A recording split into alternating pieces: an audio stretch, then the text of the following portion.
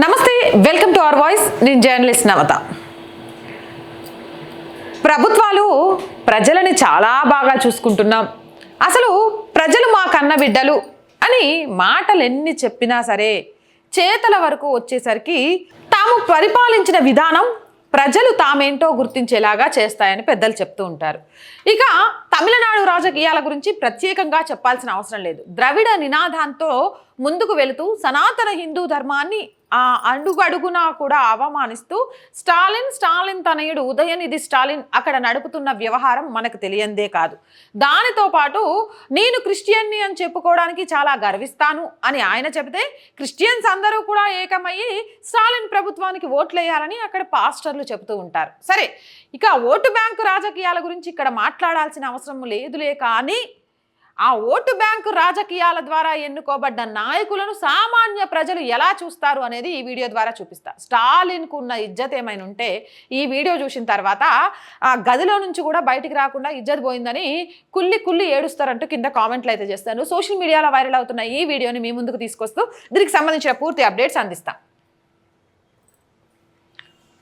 ఈవిడ ఒక సామాన్య ప్రజ, అక్కడ పాపం కాలికేసుకున్న చెప్పు తీసింది.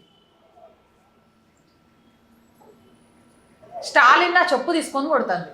ఈయన ఎవరో తెలుసు కదా, అక్కడ ముఖ్యమంత్రి, డిఎంకే పార్టీ అధినేత, ద్రవిడవాదం పేరుతోటి సనాతన ధర్మాన్ని తిట్టుకుంటూ పదే దూషించే వ్యక్తి.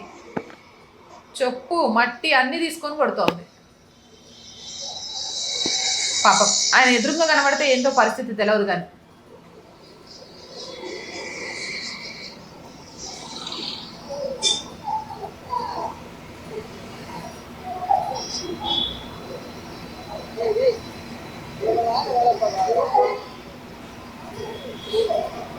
ஆபீஸ்ல பண்ணதே போதும்,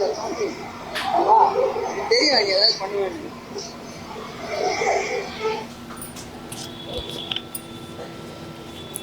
ఇది అట్టుగా వెళ్తున్న ఎవరో ఆవిడ అక్కడ స్టాలిన్ ఫోటో మీద తిడుతూ, అది పూర్తిగా రాలేదు, వాళ్ళు లాంగ్ నుంచి షూట్ చేసినట్టున్నారు. అంటే ప్రజలకు హామీ ఇచ్చి నెరవేర్చకుండా సామాన్య ప్రజల జీవితాలతో ఆడుకుంటే డైరెక్ట్ మిమ్మల్ని చెప్పుతో కొట్టడానికి మీ సెక్యూరిటీ అడ్డొస్తారేమో, కానీ మీ పోస్టర్లను చెప్పుతో కొడుతూ మిమ్మల్ని అపహాస్యం చేయడానికి సామాన్య జనం సిద్ధంగా ఉన్నారు. అవకాశం దొరకట్లేదు అంతే. అవకాశం దొరికితే మిమ్మల్ని కూడా చెప్పుతో కొట్టడానికి సిద్ధంగా ఉన్నారు. కానీ ఏం చేస్తారు? మీ సెక్యూరిటీ, కేసులు, లేకపోతే మీ పరపతి సామాన్య ప్రజల్ని మీకు దగ్గర చేస్తుందా? ఎన్నికల సమయంలో మాత్రమే మీరు ప్రజలకు చేరువై మాట్లాడతారే తప్ప ఎన్నికల తర్వాత ఇచ్చిన హామీలను నెరవేర్చకపోగా ఆ హామీలు ఎందుకు నెరవేర్చలేదు అని అడగడానికి కూడా అవకాశం సామాన్య జనానికి కల్పించరు మీరు అనేది వాస్తవం. ఈ నేపథ్యంలో ఈ వీడియో చూసిన తర్వాత మనందరికీ చాలా క్లియర్గా అర్థం కావాల్సిన అంశం ఏంటి అని అంటే, స్టాలిన్ ప్రభుత్వ నిర్వాకం ఎలా ఉంది అనేది. అక్కడ అన్నా యూనివర్సిటీలో అమ్మాయి మీద సామూహిక అత్యాచారం జరిగినా అది చాలా లేటుగా బయటకు వచ్చింది. యూనివర్సిటీలలో అత్యాచారాలు చేసి దోపిడీలు చేసిన దొంగలు ఎలా ఉంటున్నారో అర్థం కావట్లేదు.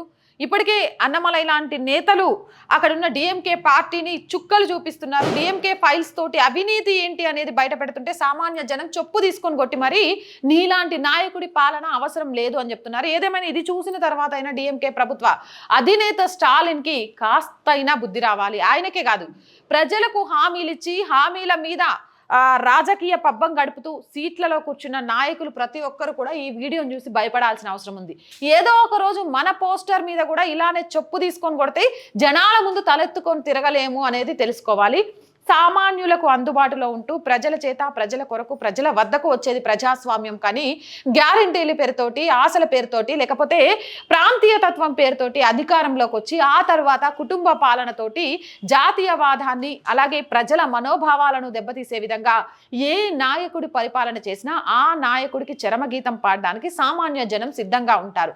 మిమ్మల్ని చేరుకోలేరు, మిమ్మల్ని ప్రశ్నించలేరు అనే ఒక ధైర్యంలో మీరు బ్రతుకుతుంటే ఇలాంటి వీడియోలు బయటకు వచ్చినప్పుడు మీ పరువు గంగలో కూడా చెప్పను, ఎందుకంటే అది కూడా అపవిత్రం అయిపోయింది. మీలాంటి తప్పుడు వాగ్దానాల నాయకుడు పరువు తీసుకెళ్లి కలిపిన గంగమ్మ తల్లి కూడా అపవిత్రం అయిపోయి మురిక్కాలలో గడిచిన దాంతో సమానం అవుతుంది.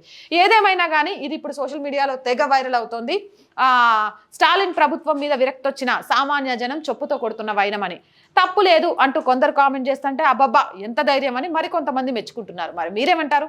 కామెంట్ సెక్షన్లో పెట్టేయండి. మోర్ వీడియోస్ కోసం ఛానల్ వెంటనే సబ్స్క్రైబ్ చేయండి. నచ్చినా లైక్ చేయండి, షేర్ చేయండి, సపోర్ట్ చేయండి. చాలా మంది వీడియోస్ చూస్తున్నారు బట్ సబ్స్క్రైబ్ చేయడం మర్చిపోతున్నారు. Please subscribe our channel. And video బాగుంది అనిపిస్తే వీలైనంతగా షేర్ చేయండి, లైక్ చేయండి. అండ్ ఆర్థికంగా ఆర్ వాయిస్కి చేయుతగా నిలవండి. మీరు చేసే చిన్న సహాయం ఈ ఛానల్ని నిలబెట్టాలి అనే మా కలకు చాలా పెద్ద సహాయంగా కనిపిస్తుంది. ఆర్థికంగా చేయూతను అందించాలి అంటే సబ్స్క్రిప్షన్ పక్కనే జాయిన్ అనే బటన్ ఉంటుంది. 1 to 5 లెవెల్స్ ఉంటాయి. ఏదో ఒక లెవెల్లో సపోర్ట్ చేయండి. లేదా స్క్రీన్ మీద గూగుల్ పే, ఫోన్పేతో పాటు అకౌంట్ డీటెయిల్స్ కూడా ఉంటాయి. మీకు తోచిన సహాయం చేయడం ద్వారా ఈ ఛానల్ని నిలబెట్టాలి అనే ఒక మధ్యతరగతి అమ్మాయి కలకు సహకారం చేసిన వాళ్ళు అవుతారు. మార్కెటింగ్ యాడ్స్ కోసం 8328500576 నెంబర్ని సంప్రదించండి. అలాగే మీ సమస్య ఏదైనా మా గొంతుకగా వినిపించడానికి మేము ఎప్పుడూ సిద్ధంగా ఉంటాం. ప్రజా సమస్య ఏదైనా సరే 8328500576 నెంబర్కి వాట్సాప్ ద్వారా తెలియజేయండి. జై హింద్, జై భారత్.